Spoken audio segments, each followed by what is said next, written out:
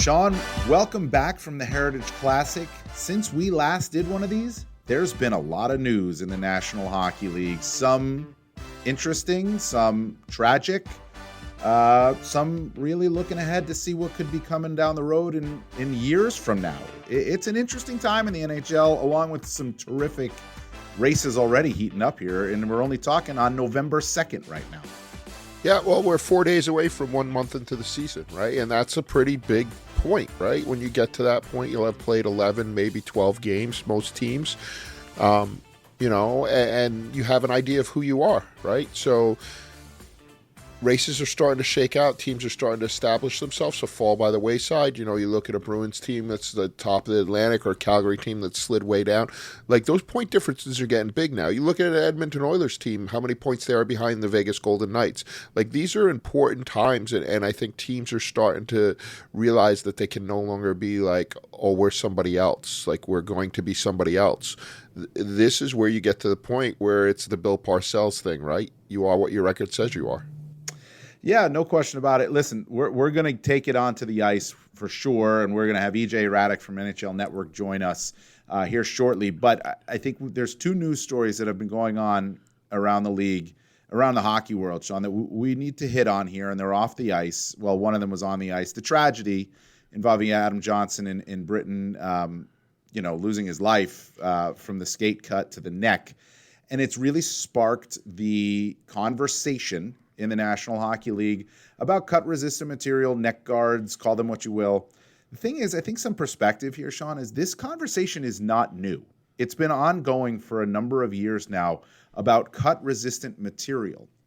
And Gary Bettman mentioned this as well at the press conference, I believe, at MetLife Stadium yesterday. That would be Wednesday, that this has been ongoing. It's got to be a collectively bargained thing between the NHL and the NHLPA if they're going to mandate anything.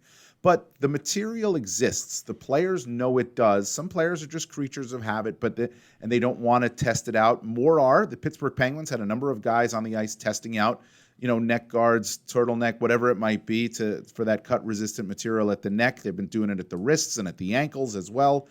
It's not new. It's just unfortunate, as Rod Brind'Amour, and I was talking with him this morning over at Madison Square Garden. Rod Brennan was saying, unfortunate, and he's right, it takes a tragedy sometimes to crystallize things, and that might be what is happening here. And it's also a conversation of what happens now and at what levels are we talking about here as well. And his point was, if we're going to bring these types of things into mandate, if you will, you can't do it until you start working it in at the younger grassroots level. And then it eventually goes through. But it's not a new conversation. I think that needs to be pointed out. Far be it from me to disagree with Rod Brind'Amour. He's a far smarter hockey man than I am. But this is at the grassroots level. It has been for years. Erik Karlsson talked today. He said, Sweden, you got to wear them in the men's league. I wore them ever since I was a little kid. I came to the NHL, I took them off. Mm-hmm. No more neck guard. Kids in America, in North America, play with full shields. The second they walk into the NHL, half visor, right? They're going to take every advantage they can to be better, right, at whatever risk it might be. So I think when we look at this, there's two things that have to happen. One, it has to be codified, right? The companies that make it have to be approved and they have to be on a list. And look, the English League, which I follow extensively, I'm a huge Belfast Giants fan and I followed them since 2010. The English League is mandating it. When they start playing again, neck guards, but they can't do it until January because there's no supply, right? It's such a niche thing at this point. There's no business that was making money at it to have huge production. So these few select companies that make neck guards are going to have to go into overdrive now to meet the demand from youth players all the way up to professional leagues across the globe. So it's going to move slowly. I mean, let's remember, the first goalies who wore a goalie mask were pariahs. You can't wear a mask? That's not right. Now, nobody could even imagine stepping on the ice without a goalie mask. The more protection, the better. So, it's happening in the AHL now. The pants and the wrist guards were mandated last year. I think there's some neck guard stuff going on this year. I know the Providence Bruins have been experimenting with it and so on and so forth. So I think the momentum is getting there, and it is horrendous that such a tragedy had to happen for it to come back to the forefront. And all the best wishes to his family, to that league, to the Nottingham team, to everybody involved in that tragedy. It's just almost incomprehensible. But if there's lessons to be learned, they're going to be learned and they're going to be applied slowly. And I think that's what Bill Daley has said. That's what Commissioner Bettman said. That's the way you have to move forward. It can't be a knee-jerk thing. Yeah, and listen, I mean, I think you said it all right there, but it's just one of those things. We saw it with helmets. We saw it with visors. They start eventually get grandfathered in. They become mandated. Now you can't imagine the league playing without helmets. And I think we can count on one hand how many guys are playing without a visor. And you could probably look, if I had to make a bet right now, I would say 10 years from now, there's going to be everybody, if not everybody, very close to everybody, be wearing some type of protection around their neck. It's just the way it goes, right? I mean, it has to go in stages, and it has to be collectively bargained. But it's sparked a conversation, not a debate, a conversation about it, and it's been an ongoing conversation, sort of quiet. Now it's out in the public. And listen, you said if it's an awful situation, but if any positive can come from it, more safety to the players will be that, and eventually, hopefully, that's where it ends up. There's really the only thing preventing it now is the comfort level and getting used to it, and the supply. It exists. You have to have the supply for it, and players have to get adjusted to it. And they will. And once they see other players doing it, like again, Erik Karlsson put one back on for practice today and said he wanted to try it and see how it felt. And, I think as you go forward and you see players starting to wear it, not only in the NHL with their peers, like, oh, he's wearing it, then I can wear it. Even more so, it becomes more normalized for kids, right? They're forced to wear it, but they're looking at other players and saying, well, they don't have to wear it. I can't wait till I don't have to wear it. Like, nobody says, I can't wait till I don't have to wear a cup. Like, it's what you do. It's what you do. Right. Exactly. Like, there's nobody looking at an NHL player and saying, hey, he's not doing it. I can't wait till I don't have to do it. So I think that's where it's at. Literally, it's going to become so normalized that nobody will even think about it. Yeah. Well, we'll see where it goes from here, but it's definitely an ongoing conversation within the hockey world, not just the NHL, the hockey world. In the NHL, though, there was another off-ice news story. It came down Wednesday. Pierre Dorion is out as the general manager of the Ottawa Senators. Michael Andlauer, their new owner.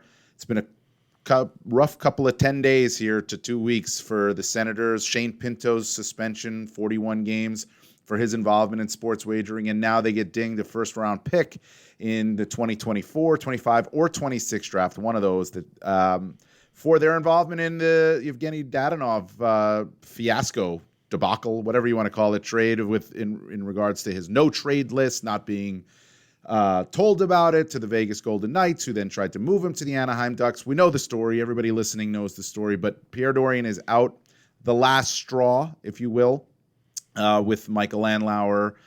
I think that Pierre Dorion wasn't going to be a big part of the Senators' future anyway, Sean. Michael Andlauer, the new owner, came in and he's got his people and he's got his ideas. And I think Pierre Dorion deserves credit for building, a team that's competitive, but it didn't seem like he was going to be long for the job. And this was, as Andlauer said, the last straw. So Steve Staios comes in. We'll talk about this a little bit with EJ Hradek shortly. Steve Staios comes in, and he's got a job here as now the GM, not just the president, to bring some stability and culture, if you will, or reestablish that within the Senators. It's a young team. It's a good team. It's a fun team. And now they've got to be able to build that within the walls of the organization. I don't think he needs to build a culture. I think the culture's there. I think Brady Tkachuk's built that culture. I think what Steve Staios' job is to come in and finish the house. The foundation's there. All the studs have been put down. It's sturdy. They have the pieces to finish it. Now you need a finishing carpenter to come in and put all those nice sconces in and maybe a little back deck where you can have a party. That's what his job is. The main lifting was done by Pierre Dorion, and Brady Tkachuk made it very clear on Pierre's way out, we're ever grateful to him. He drafted almost everybody in that room, right? He's the guy who set this all in motion, and now his job's done. He's been sent on his way, and there is a new guy coming in, and he's got work to do. But to me, it's not about culture. It's not about heavy lifting. For me, it's more about finishing now. It is, but I think it's also, your public look too, right? It's been a rough 10 days here for the Ottawa Senators, and they have to get over that. And I think we'd be naive, Sean, to be talking here and saying this isn't being discussed within the walls of that dressing room right now. Shane Pinto's their teammate, right? I mean, that's okay. That's one thing. And now their general manager's out, and it's a changeover in structure. It's a changeover there. And maybe a new GM's going to come in. And there's a little bit of uncertainty there for players that are there.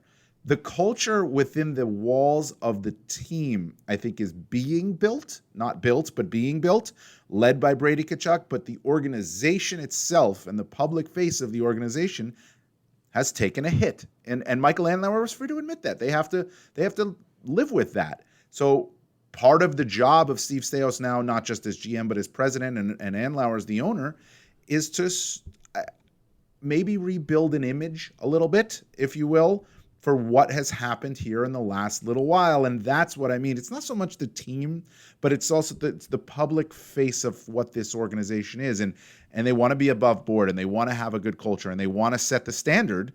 And that's what they now have to start doing. You do that by winning. There's nothing else to do. The Ottawa Senators keep winning. We're not going to talk about any of this. If they win, yes, but they're not quite in that. They're not quite ready to take that next step to winning, but they're on their way. I don't think it's, like I said, they get to choose, though. They get to choose. They're the ones that are going to define the narrative. They are going to define the narrative, but it's also the public face of the franchise has taken a bit of a hit, and they have to rebuild that a little bit now. If you say so, I say they just have to win. That might do it. That might be enough. We'll see. You know who's winning? So we'll move on from that. We're going to get to EJ Hradek here in a little while, because we're going to talk to EJ about the Senators and Dorian and Staios and that situation as well. So you'll hear about that. Before we do that, though, there's one thing. The New York Rangers, Sean, 5-0 road trip. First time in team history, they've swept a road trip of 5 or more games. They go out west. They win in Seattle, Vancouver, Calgary, Edmonton, Winnipeg. They're 7-2. This is, by the way, that 5-game road trip was coming on the heels of a 4-1 loss to Nashville, where they looked like they didn't even want to be in the building at Madison Square Garden on October 19th. Now they come home, winners of 5 straight. They play the Carolina Hurricanes tonight, Thursday night. This team looks like it's finally got some structure. It looks like it's playing the way Peter Laviolette wants them to play. Is it sustainable, Sean? Well, I think it's sustainable when you look at the talent they have. Look, they made the Edmonton Oilers look like a minor league team, right? And when I was in Edmonton for the Heritage Classic, it was scary to see that on Thursday night and wonder what you were going to see on Sunday in such a big stage game. And Edmonton figured it out, and they came back. But to me, the Rangers are fast. They're structured now. I might say that they're structured for the first time since Quinn, right? Like they finally have an identity. When you look at them, you're like, oh, that's who the Rangers are. Unbelievable talent in the offensive end, a little more dedication to the back end, and their goaltending so far has been better than it was last year. So that's a pretty good combination.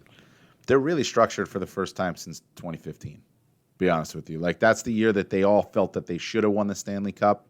They lose in 7 games to Tampa Bay. That's when Alain Vigneault was the coach. When David Quinn took over, they were a rebuilding team.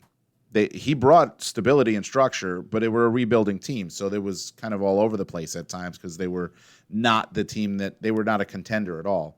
Alain Vigneault was in there for 2 years, and it's hard to argue with. Gerard Gallant was in there for 2 years, and it's hard to argue with what Gallant did. They went to the conference final. They won 99 games. They made the playoffs both years. But if you watch the Rangers now and you watch them under Gerard Gallant, they are a completely different team. Why? I watch them in practice sometimes. Their practices are hard. They're structured. There's discipline within the practices. When Gerard Gallant was right, and I don't want to make this a rip session on Gerard Gallant because, again, he won 99 games with the team and he took them to the conference final 2 years ago. But it was more of a free-for-all in his practices. They weren't. It was the same thing every day. Peter Laviolette brings new things in. It's a different approach. You ask the players that they have to play within the structure that Laviolette wants them to play, or else it's going to break down horrifically. And they're playing within that. They did that over that 5-game road trip. Now, I think it's sustainable too because they got a lot of talent and they're getting what they need to do. They're understanding it.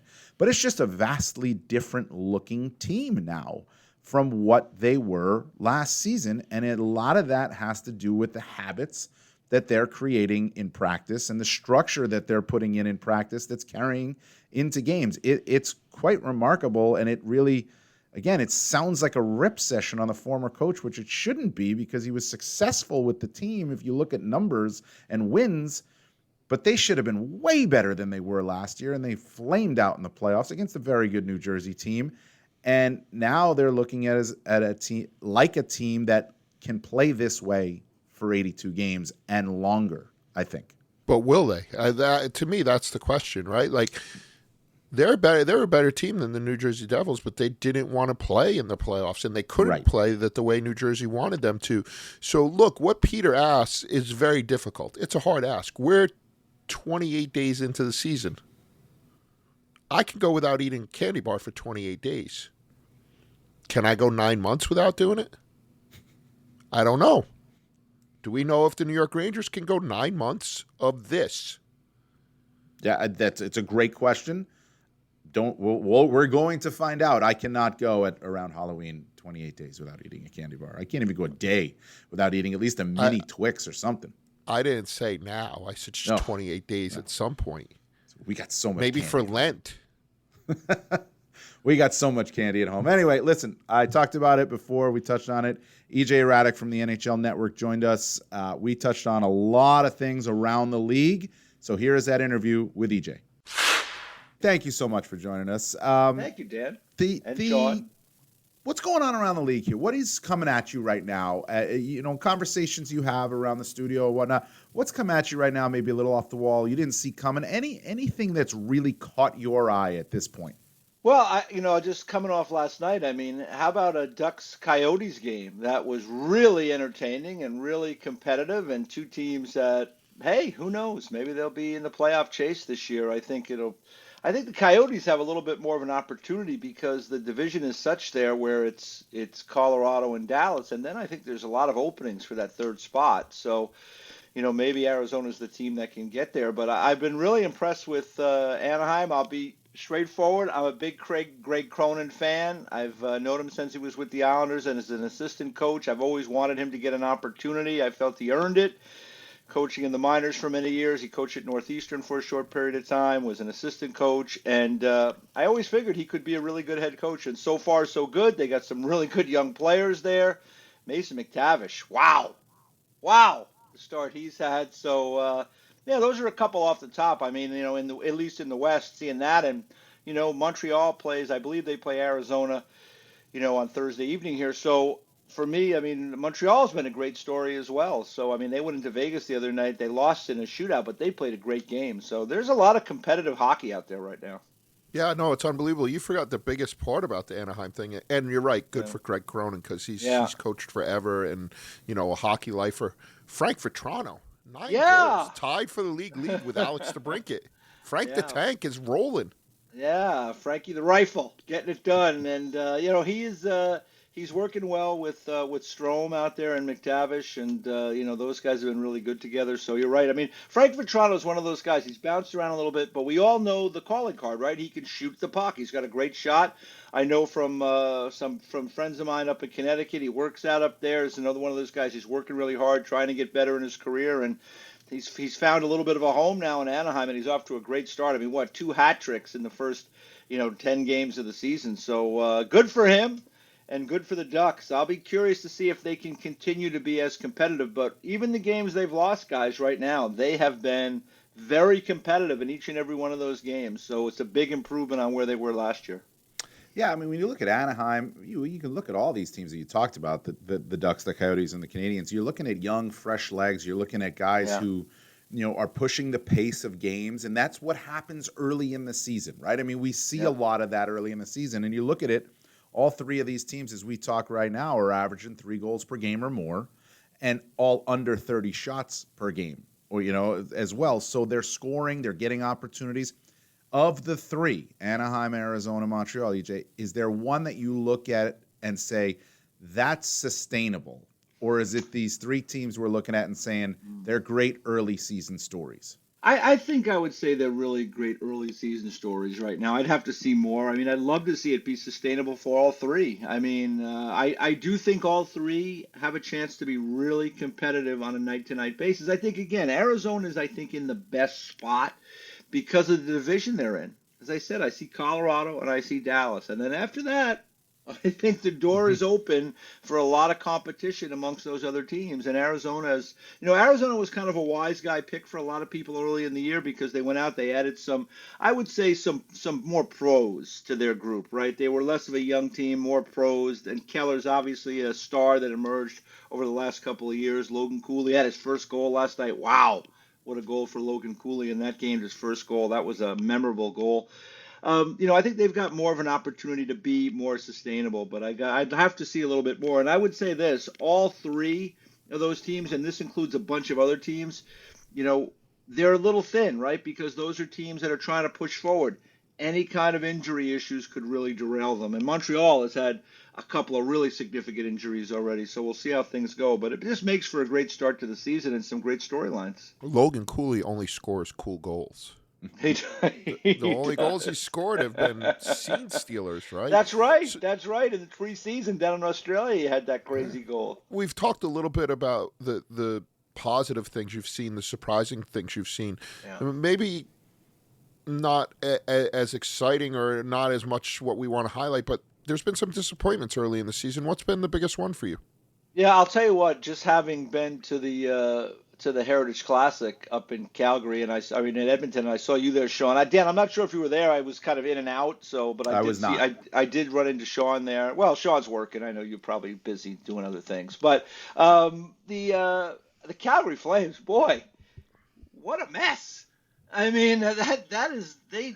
I don't know what Craig Conroy is going to do there as a new GM, but they've put a hold apparently on these ideas of talking about a new contract with Hanifin and with Lindholm. I happened to run into Noah Hanifin's dad, really nice guy up there. We got talking a little bit. It's a tough time, right, for them. They got to figure out what the future holds for them moving forward. If I were the Calgary Flames, I would really have to consider moving into a rebuild mode because they got a couple of guys right now, Huberdeau and Kadri, on longer contracts that, it's been a struggle for those guys. I don't know if they're going to get it turned around or not, but, I don't think those guys are movable right now.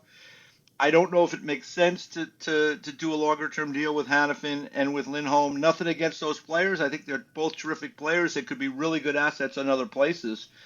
But I look at the Calgary Flames right now, and I watched them the other day, and I know they were without Rasmus Andersson on the blue line. He was still serving a suspension.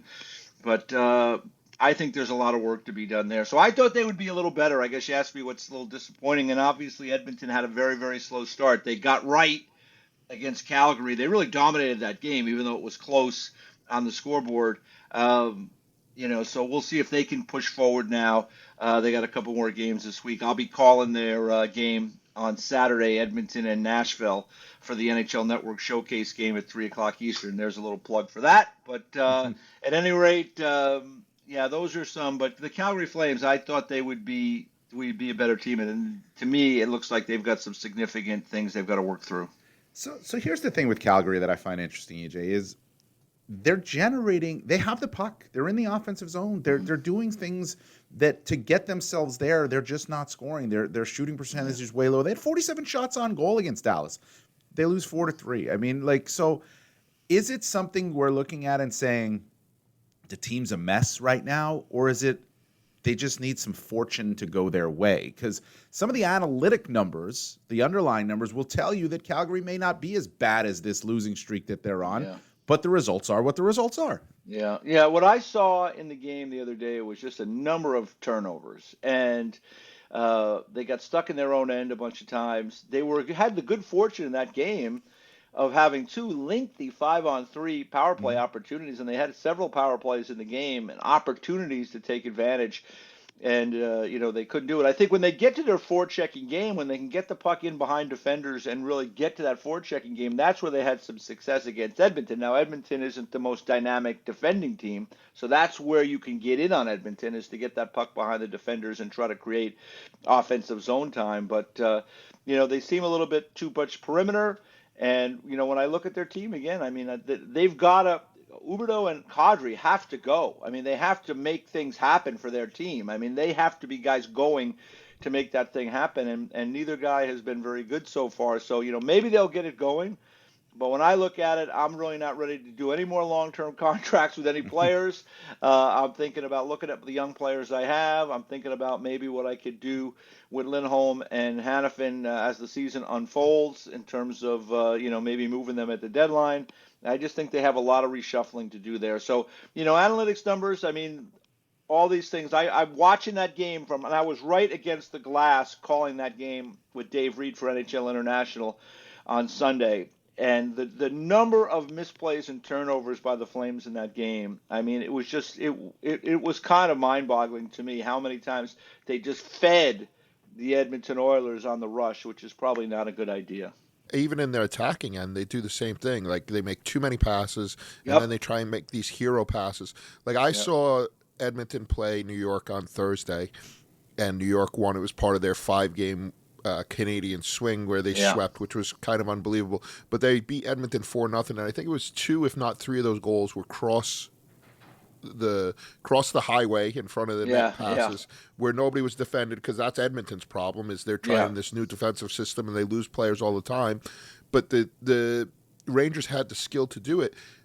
Calgary tried the same thing and has tried the same thing against a number of teams, and they turn the puck over. And they lose possession. So, like, they have a ton of offensive time, and they have all these analytic numbers where you look at, and then they just make this mind-boggling play, and all of a sudden you're going the other way. So the numbers can be as good as you want. We all know in this game it's a game of mistakes, and right now they're making a lot of mistakes. Yeah, Sean, you saw the exact same game I saw on Sunday, because I just thought they overpassed the puck in the offensive zone. They tried to be too cute. They had a 5-on-3.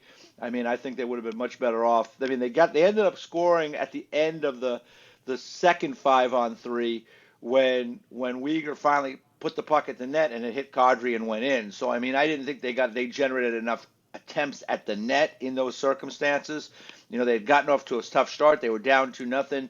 They just didn't generate enough offensive opportunities with a 2-man advantage. So, for me, like I said, if I'm Craig Conroy, I got to take a good hard look at that roster, and I just think, the goal at the end of the day for all these teams is to win the Stanley Cup, and I feel like that's a team that could, they could be middling and float around for the next couple of years, but have really very little, if any, chance to win the Stanley Cup and just kind of get worse. I think what they need to do is really reassess, move the guys they can move. They got some really interesting pieces there. They might be able to move for some other players. Like, I really thought Mackenzie Weegar in that game played really well. He's a hard-working guy. He's a right-shot D. He could be a helpful player. Maybe that's somebody that can bring you something back in return, helpful to kind of create a situation in Calgary. They're going to have a new rink there in a couple of years. Maybe you get on a different timeline there and look to rebuild towards the eventual goal, which should be for everybody, just to win the Cup. Now, let's forget about the good play or the bad play. Just tell me about the Heritage Classic. It was the 20th anniversary. We were both there. I thought it was spectacular. It was balmy. It was balmy. I don't know if you think it was balmy standing right next to the rink with the wind blowing, but I was at the original one, and it was 20 below. This one was 30 degrees. So for me, it was T-shirt weather. Yeah, it was, what's that, about a swing of like 50 degrees or something? Yeah. I mean, it was, well, anyway, I mean, I'm not a meteorologist by any stretch, but I was there too, that first one in 2003, and boy, it was cold. I was in the print media at that time, so I was in the safety of the press box in 2003. I can remember Sean wanting to go out, like I said, I'm going to go outside and just see what's going on with the fans out there because if people remember, there was a doubleheader that day. There was the alumni game, which was a big deal at the time. It's so much of a big deal that Mark Messier, who was still playing for the Rangers, flew in to play for the Oilers alumni in that game, and it was a regular game. And so the fans were out there for hours with 2 games. I went outside, Sean, for 5 minutes. I was done. I came running right back into the press box. Being along rinkside there with Dave calling the game, it was cool. It was cold because you're out there in the elements for the entire game. But we were very, very fortunate that the game was not played in the conditions that it was played in 20 years ago. I had a great time. I thought it was a great event. The league is unbelievable with these now. They've got it down to a science. The event group, Steve Mayer, and all the other people involved. I mean, unbelievable work they do on it. And I just thought it was colorful. It was festive. It seemed like the fans really enjoyed it. And I thought it was fitting. It was apropos to go back there 20 years later. And the Battle of Alberta, those two teams have never played in an outdoor game, which kind of surprised me when I thought about it. So I had a great time, and I thought it was a terrific event. They look great on TV. And, of course, we go to Seattle next for the next outdoor game, the Winter Classic.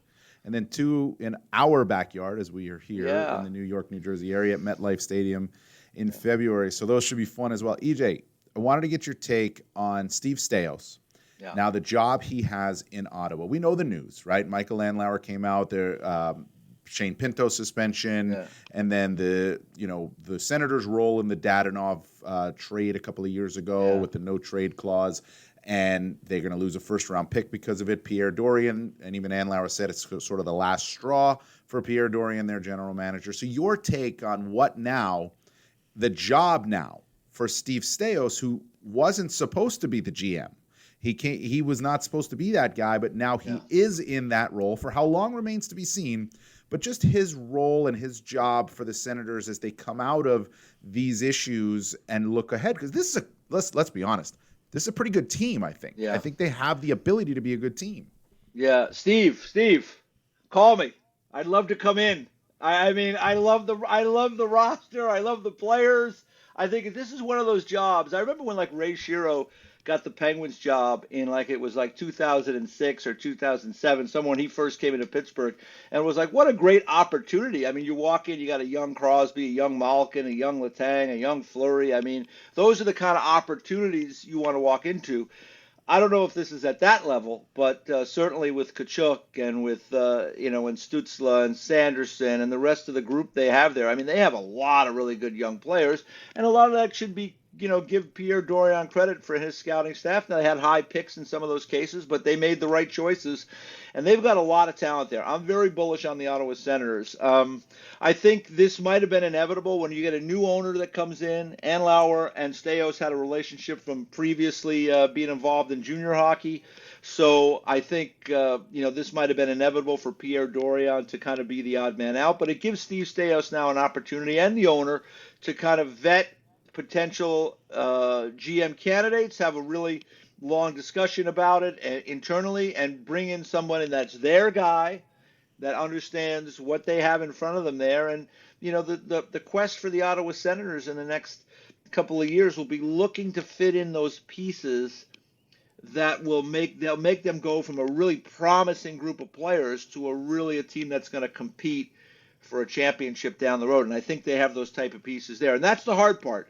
It's never easy when you're running these franchises, but I always feel like the easiest part is to go up there and say, with the first pick, we take Connor Bedard. I mean, that's anybody. We could do that.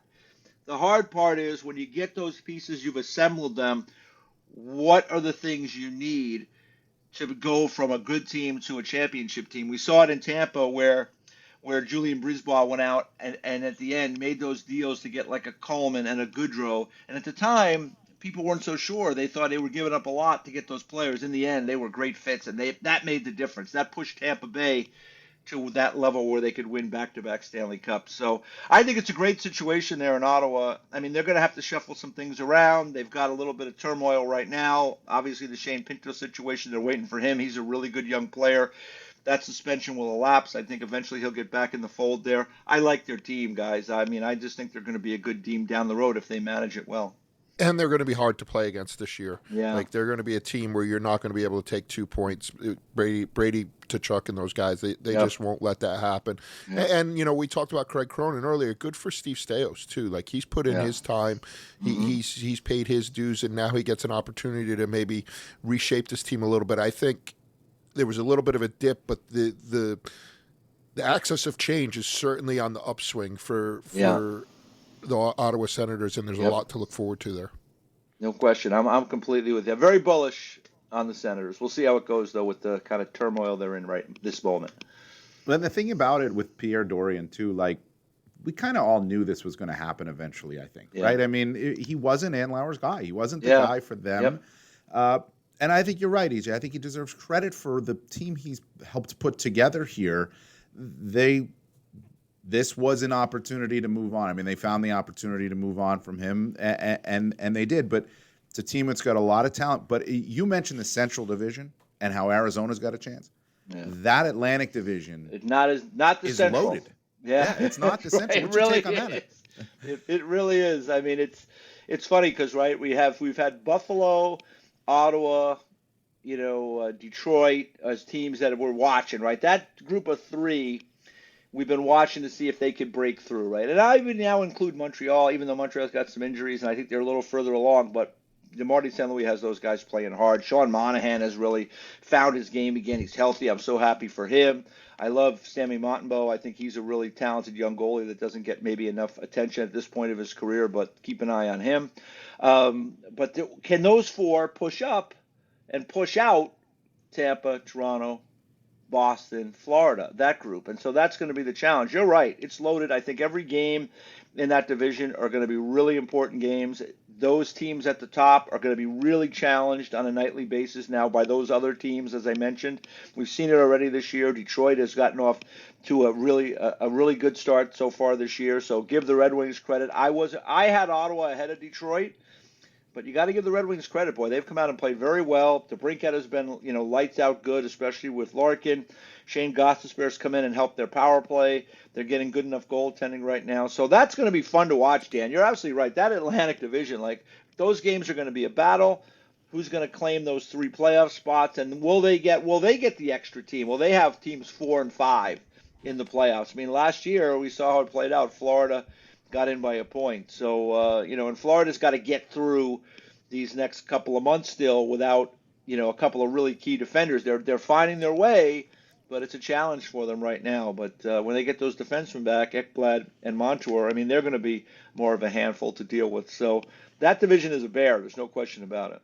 And we all pushed Boston out.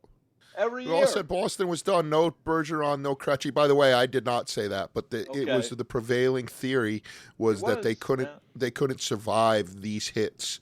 Yeah, they're 9-1, 0-1. Listen, that's a great thing I think for all these teams that can pile up points early, it is so valuable to have that cushion because adversity is going to come.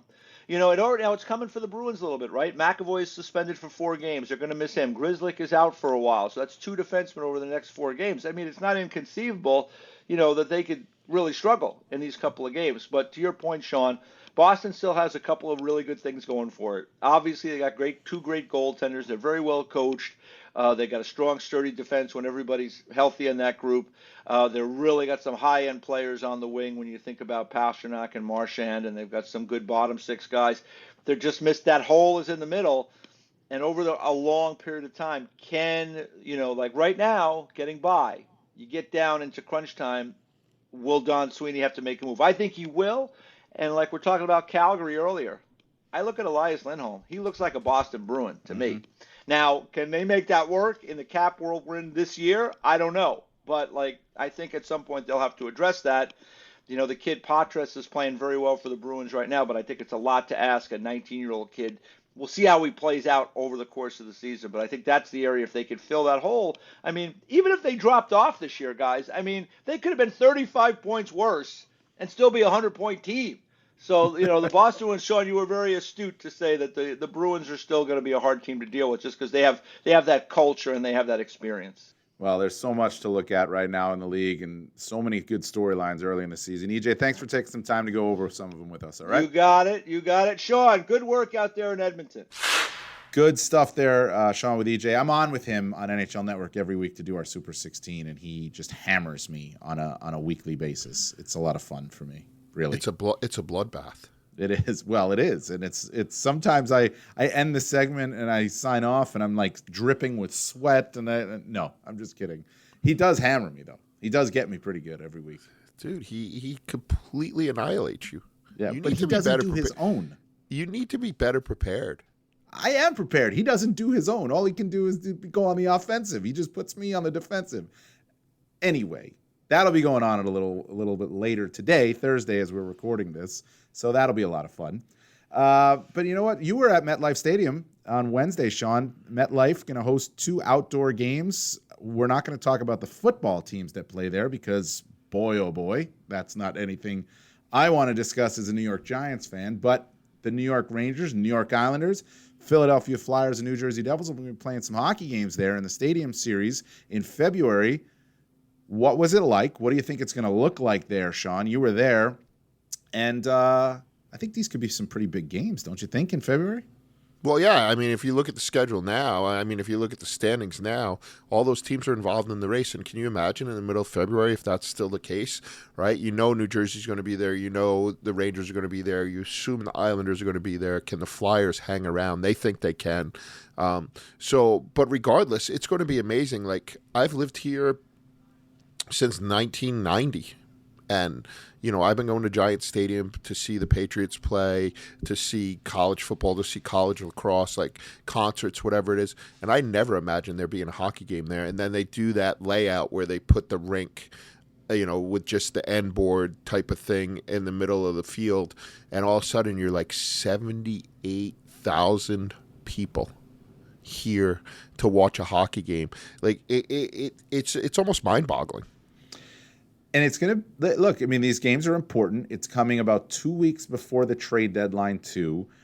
I don't think the Flyers are going to be in the mix. I think we're already seeing a little bit of the demise of the Philadelphia Flyers in just the past week, to be honest with you. I think they're going to be a hard team to play against all year, but I just don't see them being in the mix. I don't think they're quite ready for that yet. But the other 3, yeah, absolutely. We talked about the Rangers before. The Devils are definitely going to be there. And the New York Islanders, again, they have to start scoring a little bit more, but the way they can keep the puck out of the net and the goaltending they get, they're going to be around. They're not going anywhere. Are they going to make the playoffs? I don't know. They could. I think it really depends on what happens, to be honest with you. I think it really depends on what happens in the Atlantic Division with the loaded division that we talked about with EJ. But the Islanders are going to be certainly in the mix. It's going to be fun. I mean, it's going to be cold. Not like Edmonton Heritage Classic 20 years ago cold, but it's going to be cold. I think I love the outdoor games. We go to Seattle first for the Winter Classic between the Kraken and the Vegas Golden Knights. And then this one comes up, and it's the first time we're doing back-to-back, 2 games in 2 days in the same outdoor stadium. So that's another thing to look forward to. Yeah, and I just think about, like, the tailgating, right? Like Yeah, it's almost going to have to be like soccer where you have different sections for the Ranger fans and the Devil fans and the Flyer fans and the Islander fans but it's going to be great. And and every time I do something like this, I learn something new. And the thing I learned yesterday is Carl Banks, the huge New York Giants legend, hero of your youth. Mm-hmm. Yes, number 58 was a hockey player first. I didn't know that. First sport he ever took up in Flint, Michigan. He wanted to be Bobby Hull, and then football and basketball stole his heart. But still, to this day, a huge, huge hockey fan. We had about a 15-minute conversation about he's a big Ranger fan now, about the Rangers and what they are and how exciting they are, and about Jack Hughes and how great he is. And like I said, a pleasant surprise. Yeah, definitely. And Justin Tuck, the former Giants defensive lineman, he's at Madison Square Garden all the time, so I'd imagine he's going to be involved. He's a big Rangers fan as well, so that'll be a lot of fun. They're talking in February for the Stadium Series games at MetLife. Tickets on sale now, Dan. Tickets are on sale now. That's right. I've already got my son saying to me, "You're going to get me in for those games, right?" I'm like, "Well, let's see what the ticket prices are. They don't just hand them out. You know what I mean?" That's what I try to tell them. It is a business. They don't just hand them out. You're a big Sean, let's stick in that division, though. the Washington Capitals on the ice, they've won a couple of games in a row, 3 in a row, but now they've got the news here with Nicklas Backstrom taking he's basically taking a leave from the team, and I think because of the hip injury, the hip surgery, he's just not responding. This guy is a legendary player for the Washington Capitals, underrated because he's played in the shadow of Alex Ovechkin his entire career. And he should not be underrated, but that's the only reason. He's not the first player that comes to mind when you hear Washington Capitals in this generation. That's Ovechkin, and that's rightfully so. But Backstrom has been a huge part of it, and it's hard to see a player of this ilk have to deal with what he's dealing with right now and basically be honest with himself and say, I need a break, and I don't know if I don't know, almost like I don't know if I can continue to do this, Sean. Yeah, no, it's horrendous. And to be honest with you, I think he's the most underrated player of his generation. I'm not even reticent to say that. I don't even think there's an argument. Like, when you look at what he's done and what he's made Alex Ovechkin. Now, look, Alex Ovechkin is a natural-born goal scorer, but what does every natural-born goal scorer need? You need a guy to get him the puck. You need a guy to get him the puck, right? You look at Brett Hull. When he had really good centers, 70 goals. When he had mediocre centers, 45 goals. Like, that's the difference right there. And that's what Backstrom is he's an elite visionary center. And everybody's like, oh, Alex Ovechkin, the premier scorer in the league, it all comes so naturally to him. It all comes so naturally to him when the puck is always put right on your stick. And Nicky hasn't been bad since he's come back. He just hasn't been Nicky. And good for him. There's a lot of guys that can't do that can't say, I'm not me. Well, the next game I'm going to be me. I'm going to stick it out. And all of a sudden you get 40 games in and you're like, whoa, what's this guy doing? Why is he here? And Backstrom's not going to do that. I mean, I hope he can step away. I hope he can take a little bit of a rest, do some rehab, work on those muscles and maybe give it another try. But if not, there's no shame there. The guy's had a legendary career. He's had a Hall of Fame career. Right. Yeah, he has had a Hall of Fame career. He's second all-time on the Capitals in points, games played. He's first all-time for Capitals among assists. The guy is legendary, and I think Hall of Fame is certainly not out of the question for a guy like It's not out of the Nicklas question. Backstrom. It's a given. It should be, but again, we're talking underrated. So it's not. He doesn't jump off the page because he hasn't been in the spotlight all his entire career, even though he has been an elite player his entire career. I will say though, what he's going through now, Sean, it does give me reservations about Patrick Kane and what Patrick Kane is going to be able to do when and if he comes back, because Patrick Kane had pretty much the same surgery, this past summer, and he's been rehabbing from it, and it's a really hard surgery to come back from, especially when you are a player like Backstrom, like Kane, shifty, a shifty type of player that's been your career, being that elusive type of player. If Backstrom is really struggling, obviously they're not the same, so maybe Kane responds completely different to it. And I hope he does, and he can come back and have a couple of more really good seasons. But it gives you reservations as Kane, who is still an unrestricted free agent, is pretty much rehabbing from the same surgery. And I'm sure teams are going to look at it and give it a second thought. But somebody's going to take a flyer on him. They're going to have to, right? The stakes are going to be too high, and the risk reward. There's almost no risk, right? There's money. Everybody's got money, especially late in the year, right? Everything's been prorated. Oh, I can find some money to pay them, and that's the only risk, and the reward is ginormous. Yeah. So, I think we'll find out with Patrick, but, like I said, I hope Backstrom comes back. I hope he is somewhat close to what he's been in his past and he can go out on his terms. But if he doesn't, like I said, a legendary career. To me, a Hall of Fame career. I think anybody that would suggest that it's not, I'll be happy to have a debate with him. We can do it right here at the rink. We charge admission for the first time, and we'll go from there. Well, listen, he's if he can't come back, he's not going out on his own terms. Henrik Lundqvist couldn't come back, didn't go out on his own terms because of the heart. He's going into the Hockey Hall of Fame. We're going to talk about that next week, Sean. But this was fun. We thank EJ and everybody out there. Enjoy the hockey.